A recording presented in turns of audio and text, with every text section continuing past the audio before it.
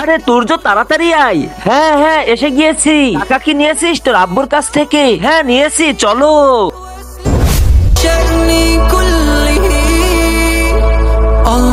আরে ওই দেখো হালিম, চলো হালিম খাই।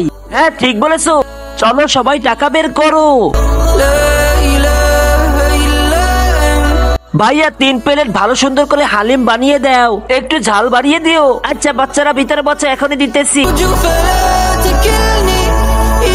আরে হালিমটা খেয়ে তো অনেক সুস্বাদু, ভালো লাগতেছে। আরে ওই দেখো জুসের দোকান, চলো জুস খাবো। ভাইয়া 3 গ্লাস ফলের জুস বানিয়ে দাও। ঠিক আছে বাচ্চারা, এখনই দিতেছি।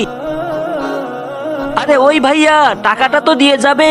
আরে আমি তো তোকে প্রথমে 500 টাকা দিয়েছি, তুই এখন আমাকে 400 টাকা ফেরত দিবি। তুই তো ভুলে গিয়েছিস নিজেই। কিন্তু তো সাহেব আপনি তো কোনো টাকা দেননি।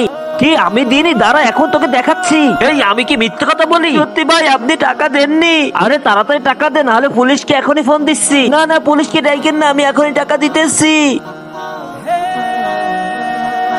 এই যে ভাইয়া আমার আব্বুকে আবার ছেড়ে দিন। চল ঠিক আছে, এবার বেঁচে গেলি। ফিরি ফিরি জুসও খাইলাম, আবার 400 টাকা কামাইও করে নিলাম। সকাল ধরে 400 টাকা বিক্রি করেছিলাম, তাও ওই লোকটা নিয়ে গিয়েছে। এখন ঘরে কিভাবে ইফতারি নিয়ে যাব? সূর্য দাও সবাই টাকা।